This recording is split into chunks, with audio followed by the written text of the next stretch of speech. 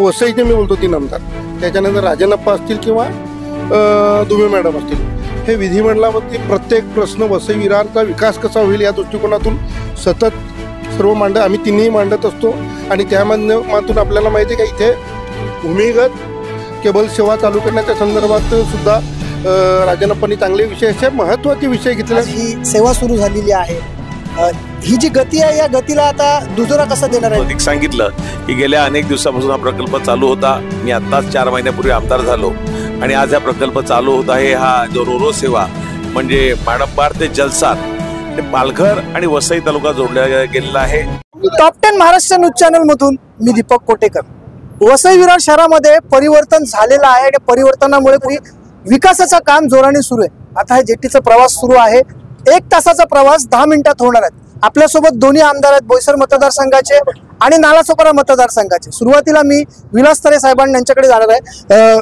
तरे साहेब, ज्या प्रकारे आता विकास कार्य सुरू आहे, अजून किती प्रकल्प आहेत जे लवकर येणार आहेत? प्रत्येक प्रकल्प हा जेव्हा सुरुवात करतो तो गतीने, पण हा जो सुरुवात जी झाली तेव्हाही मी आमदार होतो, पूर्वी मी सुरुवात होण्याच्या अगोदर, आणि आता अंतिम टप्प्यात काम चालू झालेलं आहे।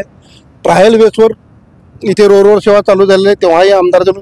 त्याबद्दल एक मला मनापासून आनंद आहे की दोन्ही वेळेस मी सुरुवात पण करण्यासाठी मी होतो आणि शेवट पण करण्यासाठी माझेच हातभार लागले। आणि त्या बाबतीत विकासाच्या बाबतीत तुम्हाला माहिती असेल का तिन्ही आमदार, मग त्याच्यामध्ये बोईसर विधानसभा असेल, या वसईचे मी बोलतो 3 आमदार, त्याच्यानंतर राजनप्पा असतील किंवा दुबे मॅडम असतील, हे विधिमंडळामध्ये प्रत्येक प्रश्न वसई विरारचा विकास कसा होईल या दृष्टिकोनातून सतत सर्व आम्ही तिन्ही मांडत असतो।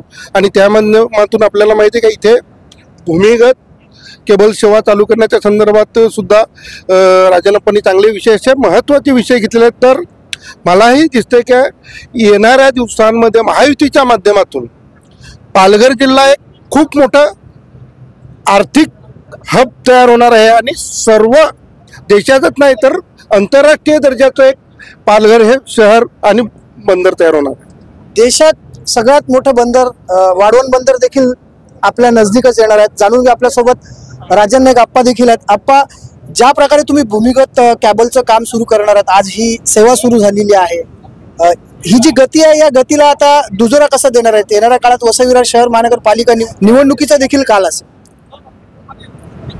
हा जो प्रकल्प आहे राज्य सरकारने यासाठी मदत केलेली आहे। तर या संदर्भात अधिक सांगितलं की गेल्या अनेक दिवसापासून हा प्रकल्प चालू होता। मी आत्ताच 4 महिन्यापूर्वी आमदार झालो आणि आज हा प्रकल्प चालू होत आहे। हा जो रोरो सेवा म्हणजे माडंबार ते जलसार आणि पालघर आणि वसई तालुका जोडला गेलेला आहे।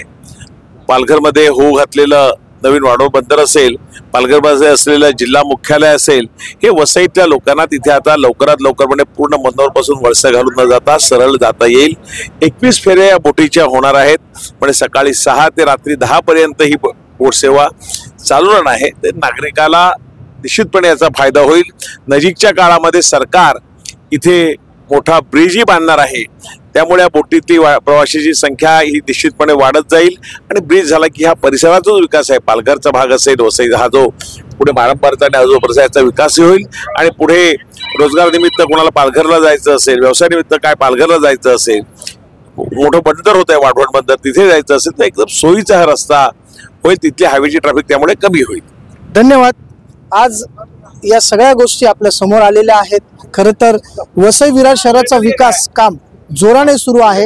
हा प्रवास 1 तासाचा नसून 10 मिनिटात हा प्रवास होणार आहे। कुठेतरी वसई विरारकरांसाठी ही दिलासादायक बातमी आहे। Top 10 Maharashtra news, Vasai Virar.